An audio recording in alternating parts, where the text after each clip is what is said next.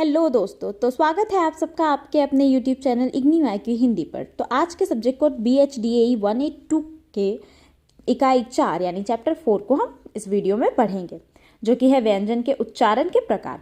इससे पहले के चैप्टर्स यानी 1, 2, 3 को हम ऑलरेडी कवर कर चुके हैं, जो कि प्लेलिस्ट में है, आप वहां से जाकर चेक कर सकते हो, जिसमें हमने भाषा क्या है, भाषा के विकास के बारे में, स्वर और स्वर की परिभाषा और उसका स्वरूप के बारे में, और व्यंजन क्या है, ये सब कुछ कवर कर चुके हैं। तो चलिए बिना कोई देरी के हम शुरुआत करते हैं आज के इस चैप्टर को। चैप्टर की शुरुआत से पहले मैं आप सबको ये बताना चाहूँगी कि अभी तक जिन लोगों ने असाइनमेंट सबमिट नहीं किया है वो आप हमसे परचेस कर सकते हो। चैनल के डिस्क्रिप्शन पे नंबर मेंशन्ड है, वहाँ से आप कॉल या मैसेज करके असाइनमेंट के लिए संपर्क कर सकते हो। साथ ही दोस्तों, सूरज सर ने आप लोगों के लिए एक व्हाट्सएप चैनल भी बनाया है, जिसका लिंक उन्होंने डिस्क्रिप्शन में डाल दिया है। तो आप वहाँ से जाके व्हाट्सएप चैनल से ग्रुप से जुड़ जाइए, क्योंकि टेलीग्राम बहुत लोग टेलीग्राम से नहीं जुड़े हुए हैं। तो व्हाट्सएप पे आपको नोटिफिकेशंस मिलती रहे, आपको इन्फॉर्मेशन पहुँचती रहे, जल्द से जल्द पहुँचा सके, इसीलिए सूरज सर ने एक व्हाट्सएप चैनल भी बनवाया है। तो आप जाकर उससे भी जुड़ जाएं। तो चलिए अब हम बात करते हैं हमारे आज के इस चैप्टर के बारे में। तो टॉपिक है व्यंजन से अभिप्राय। जो हमारा पहला टॉपिक है वो है व्यंजन से अभिप्राय, यानी व्यंजन है क्या। तो हमने लास्ट क्लास में ऑलरेडी पढ़ा था कि स्वर जो है वो स्वतः यानी खुद ब खुद प्रोनाउंस उच्चारित होता है, लेकिन व्यंजन खुद उच्चारित नहीं होता है। व्यंजन का उच्चारण हम खुद से नहीं कर सकते हैं, उसमें स्वर लगा होता है पहले से।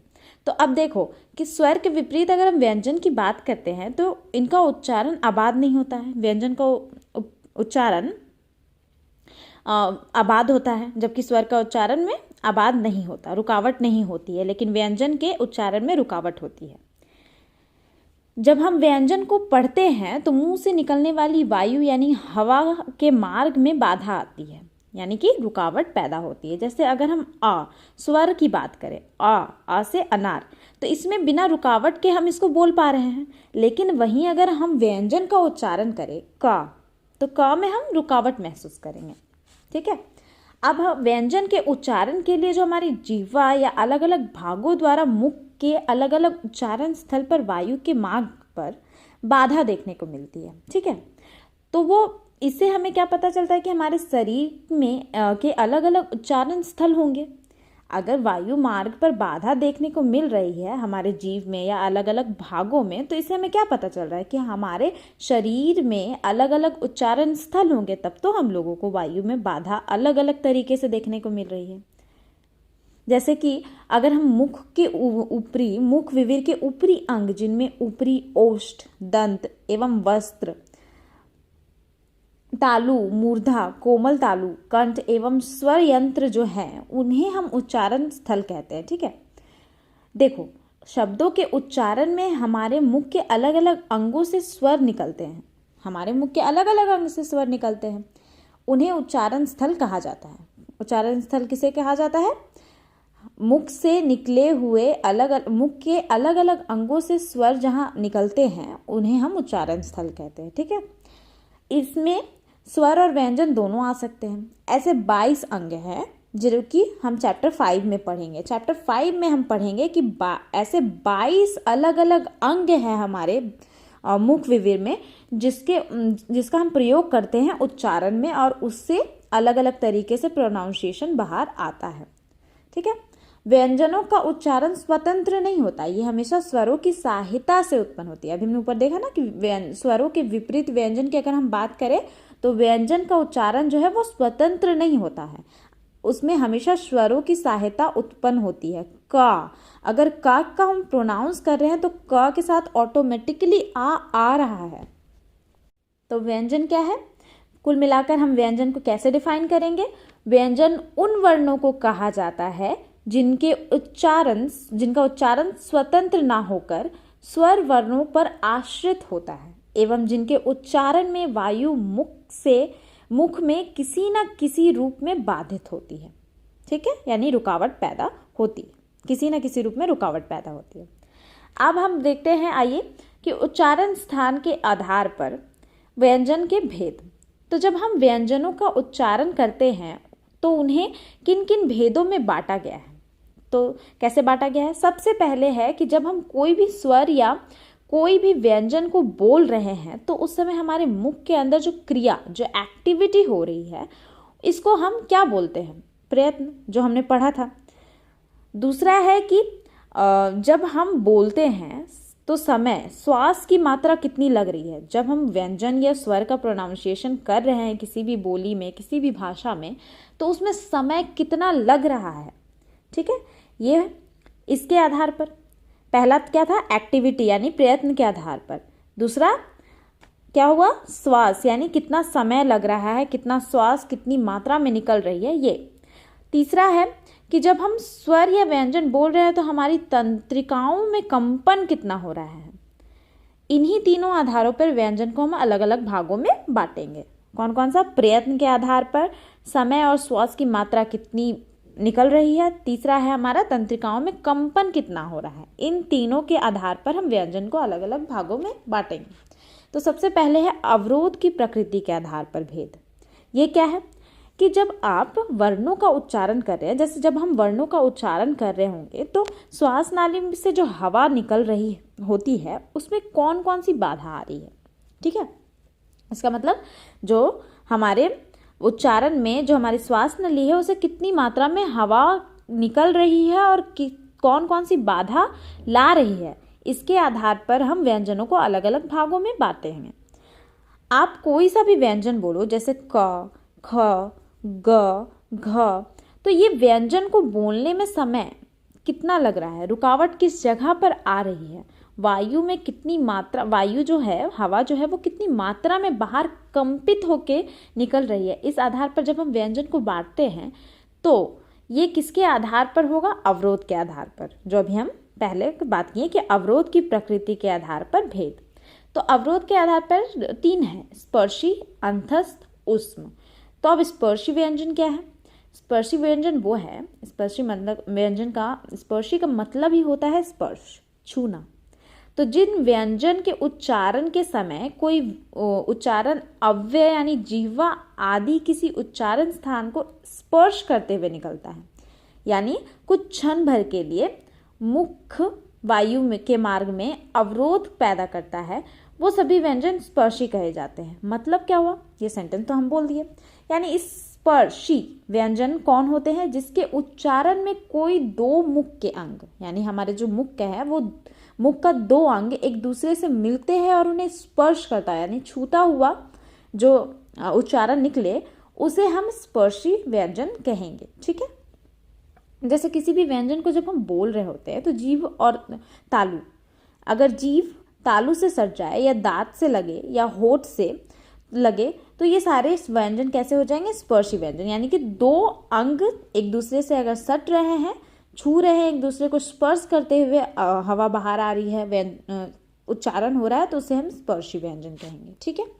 हिंदी में क वर्ग यानी क, ख, ग, घ अंगा, ट वर्ग ट, ठ, ड, ढ मूर्धन्य, त वर्ग त, थ, द, ध, ये सारे स्पर्शी व्यंजन हो जाएंगे, ठीक है। अगला है संघर्षी व्यंजन। संघर्षी व्यंजन क्या है? कुछ व्यंजनों के उच्चारण में समय अव्यय उच्चारण स्थान को स्पर्श कर सकने की स्थिति पर नहीं उठ पाते हैं, मतलब उतना ऊपर नहीं उठ पाता है, तो उसके में चीज़ें एक दूसरे से जुड़ नहीं पाती है। जिसमें भी हमारे उच्चारण अंग है, जितने भी जो हमारे उच्चारण अंग है, लेकिन हवा जो है वो हमारे उन अंगों से संघर्ष करते हुए निकलती है, एक घर्षण या कंपन पैदा करते हुए बाहर निकलती है, उसे हम संघर्षी व्यंजन कहते हैं, ठीक है। कैसे?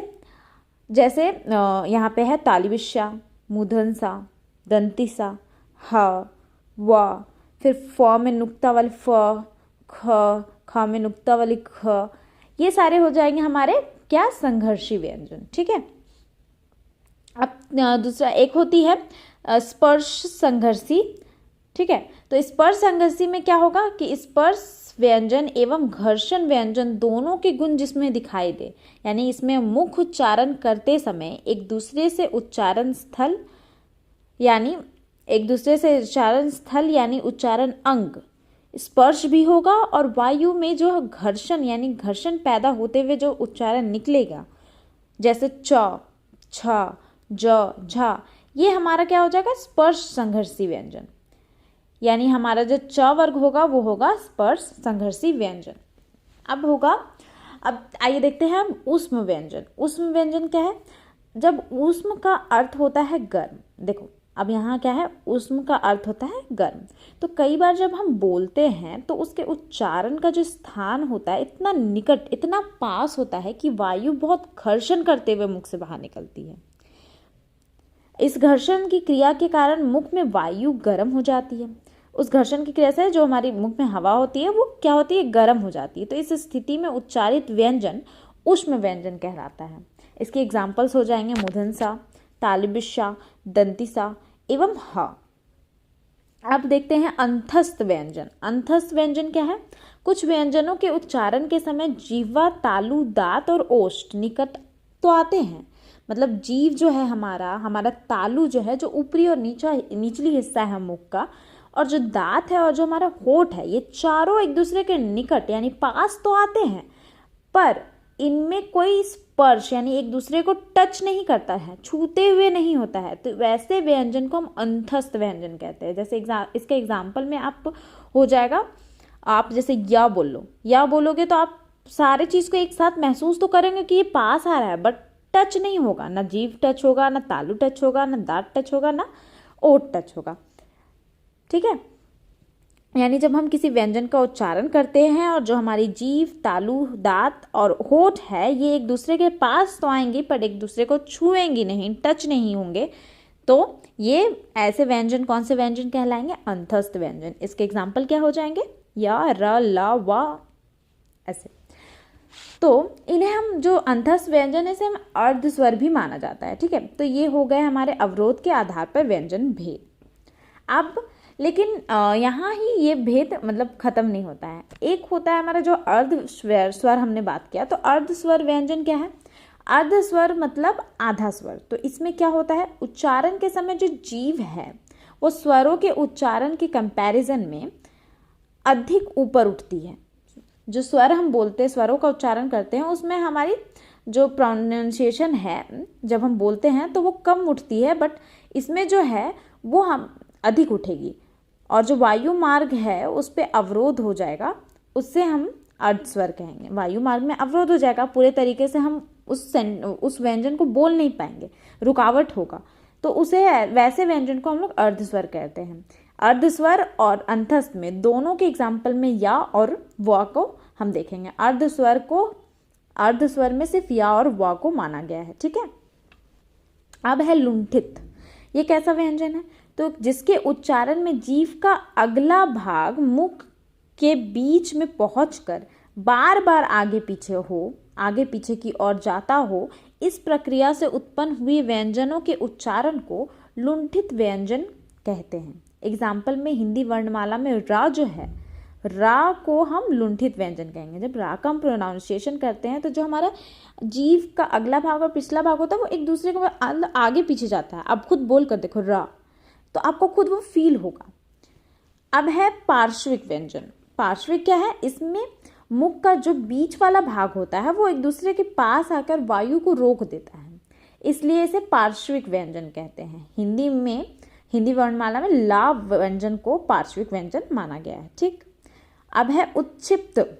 ये कैसा व्यंजन है, उत्क्षिप्त है जब किसी व्यंजन के उच्चारण में जीभ ऊपर उठती है और मूर्धा यानी मुंह को स्पर्श करते हुए एक झटके से नीचे की ओर आ जाती है, वैसे उच्चारित व्यंजन को हम उत्क्षिप्त व्यंजन कहते हैं, जैसे ड़ा और ढ़ा। ठीक है, अब तक हमने देखा कि व्यंजनों को अवरोध के प्रकृति के आधार पर किन किन भागों में बांटा गया है। अब आइए देखते हैं कि प्राणत्व के आधार पर व्यंजनों को किन किन भेदों में बांटा गया है। तो देखो, प्राणत्व क्या है, जो हम वायु, हवा, श्वास हमारे शरीर में ले रहे हैं, बाहर से जो हम ले रहे हैं, इससे ही हम जीवित हैं।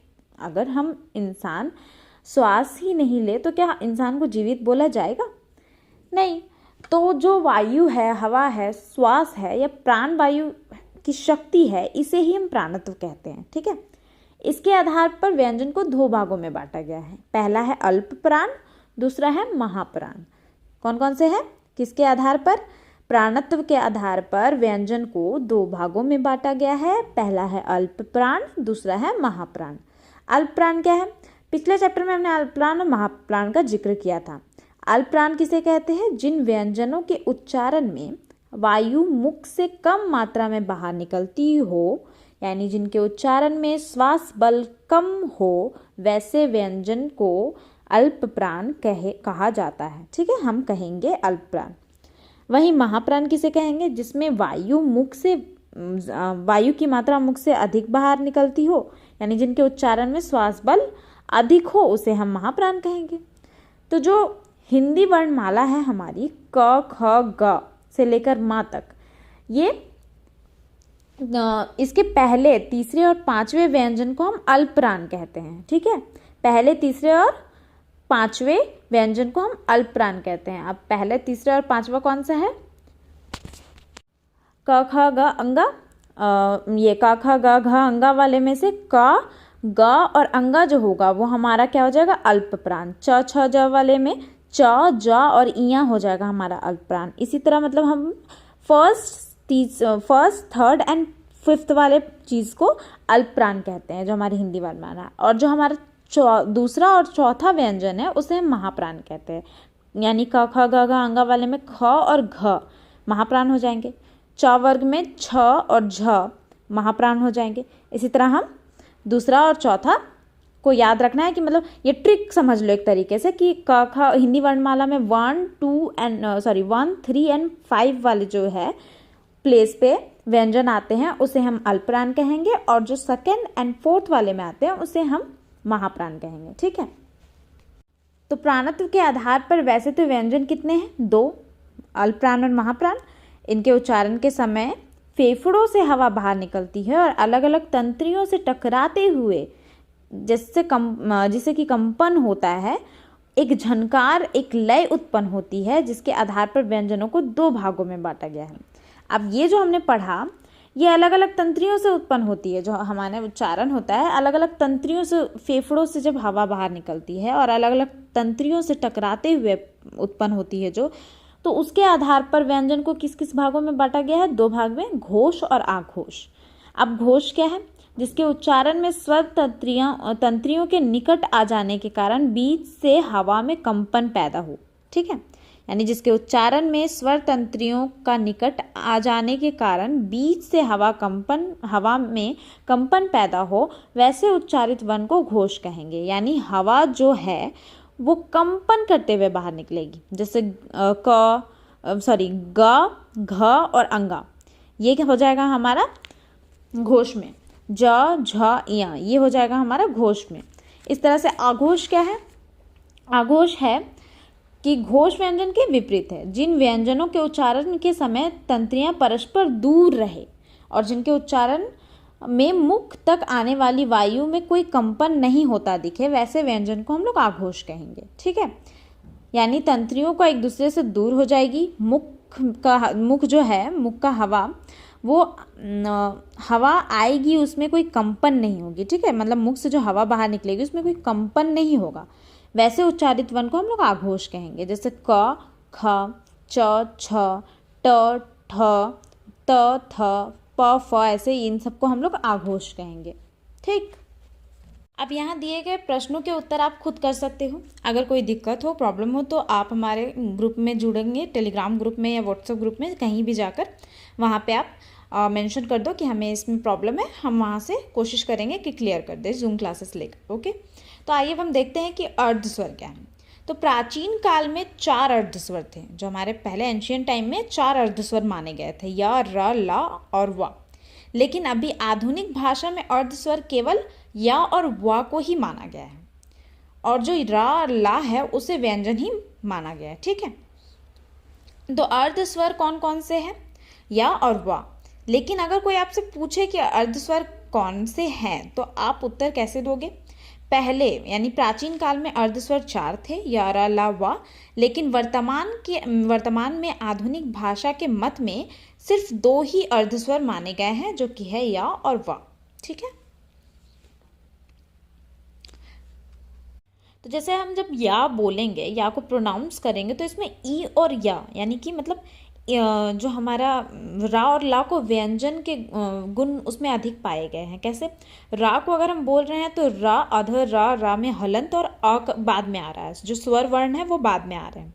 ला में भी सेम चीज रिपीट हो रहा है, बट जब हम या को प्रोनाउंस करते हैं तो य में ई का प्रोनाउंसिएशन पहले आएगा और य बाद में आएगा, ऐसी स्थिति दिखाई देगी, इसलिए इसे अर्ध स्वर भी कहा जाता है। लेकिन वही जब वा बोलेंगे तो वा दांतों की ऊपरी पंक्ति निचले होठ के संपर्क में आ जाएगी। ठीक है, तो जैसे आप व बोलेंगे तो होठ जो है वो दांत के ऊपर तरफ चले जाएंगे और हवा निकलने का मार्ग कम हो जाएगा, जिससे कि घर्षण बहुत ज़्यादा, बहुत अधिक होगी, और ऐसी स्थिति में कुछ लोग इसे घर्षण व्यंजन भी कहते हैं।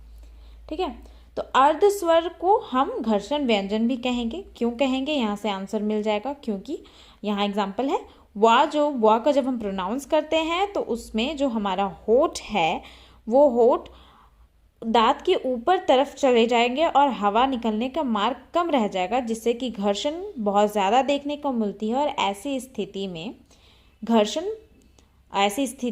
में हम घर्षण व्यंजन कहते हैं। तो अर्ध स्वर कितने हुए? पहले 4 थे, या, रा, ला, वा, अब 2 हैं, या और वा।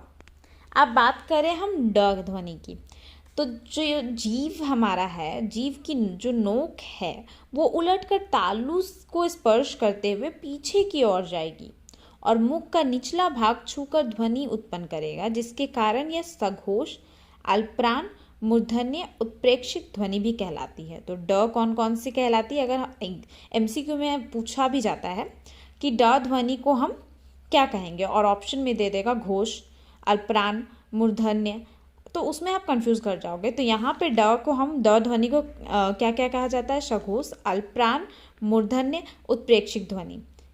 तो ये याद कर लेना।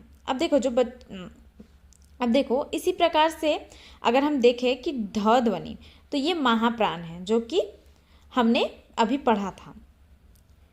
इसी प्रकार से जो ला ध्वनि है, इसमें जो हमारी जीभ की नोक है वो मुख को छूकर मार्ग बंद कर देती है। आप खुद ही बोलकर देखो ला, तो जीभ जो हमारा है वो ऊपर चली जाएगी, और जो कि ऊपर चली जाएगी, ठीक है, जो कि कहा जाता है कि वर्ड्स, जो हमारा ऊपर वाला हिस्सा है वो वर्ड्स कहलाता है। ठीक है, वर्ड्स। तो इस तरह जीभ की नोक वर्ड्स को छूकर मार्ग बंद कर रही है, जिसके कारण वायु साइड से निकलेगी। तो ला ध्वनि का हम लोग देख लिए। अब हम पढ़ेंगे नासिक्य ध्वनि के बारे में, नासिक्य ध्वनि के बारे में, ध्वनियों के बारे में। तो नासिक्य ध्वनियाँ क्या है? जो व्यंजन का उच्चारण करते समय, जिन व्यंजनों का उच्चारण करते समय ध्वनियाँ नाक से निकलेगी, वैसे उच्चारित व्यंजन ध्वनियों को हम नासिक्य ध्वनियाँ कहेंगे।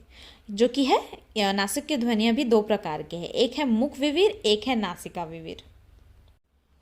जो व्यंजन के उच्चारण में ध्वनियाँ मुख से नहीं नाक से निकले उसे हम नासिका विवीर कहते हैं। ठीक है, ये भी 2 प्रकार के। अब नासिका विवीर भी 2 प्रकार के, एक मौखिक ध्वनियाँ, एक नासिक्य ध्वनियाँ। और मुख विवीर से निकलने वाली ध्वनियों को हम मौखिक ध्वनियाँ कहेंगे। ठीक है, नाक यानी नासिका विवीर से निकलने वाली ध्वनियों को हम नासिक्य ध्वनियाँ कहते हैं। समझ गए? अब आइए देखते हैं अनुस्वार के बारे में।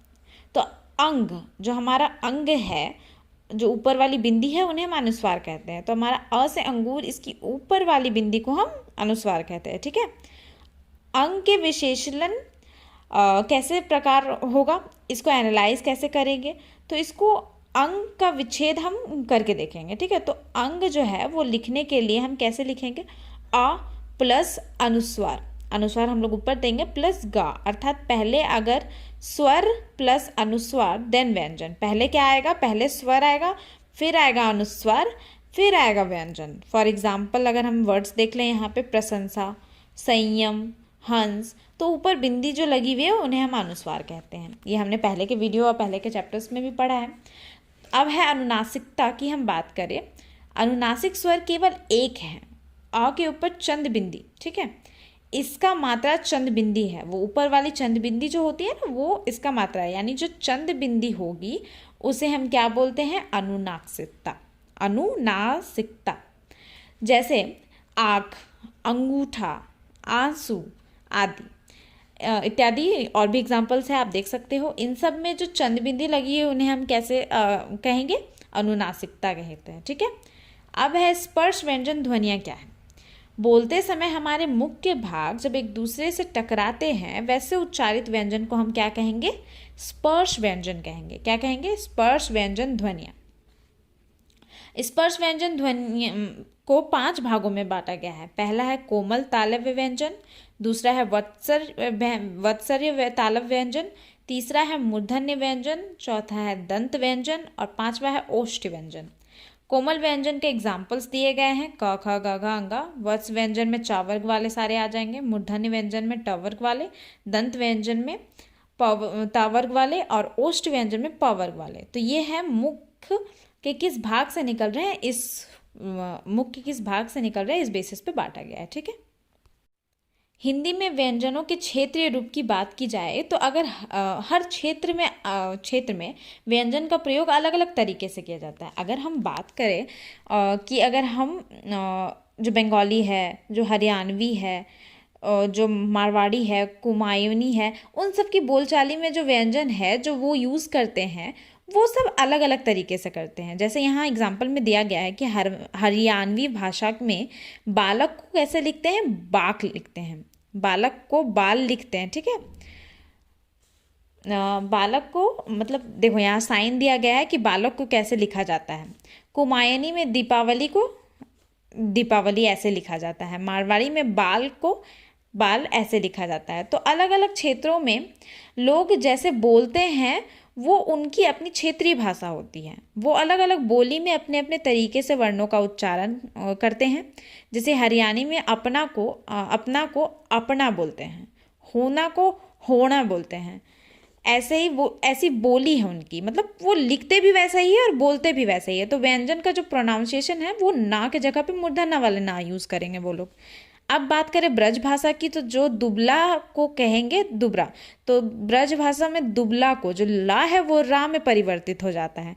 जैसे वो एग्जाम्पल अगर हम बोले, अरे बड़ी दुबर हो गए हो, यानी बहुत पतले हो गए हो। दुबला को बहुत दुबला हो गए हो ये नहीं, बड़ी दुबर हो गए हो, ऐसे वो बोलते हैं। तो ला जो है वो रा में चेंज हो जाता है, रा से। कन्नौजी भाषा में थाली को थरिया कहते हैं। तो इस तरह अलग अलग बोलियों में अलग अलग तरह के उच्चारण होते हैं। कुछ भाषा ऐसी है जिसमें हा का लोप हो जाता है, जैसे ब्रज में साहूकार को साहूकार बोलते हैं, बहू को बहू बोलते हैं। और बिहारी भाषा की अगर हम बात करें तो बिहारी की बोलियों में ला जो है वो रा में परिवर्तित हो जाता है। मछली को मछली कहेंगे, फल को फर कहेंगे। तो हिंदी व्यंजनों को अलग अलग क्षेत्रों में डिफरेंट तरीके से यूज़ किया जाता है, इसलिए इसे क्षेत्रीय रूप में भी कहा जाता है। तो आज के इस चैप्टर में हम लोगों ने सब कुछ पढ़ लिया। जिस किसी को भी ये वीडियो पसंद आए तो please like, share and subscribe and don't forget to press the bell icon.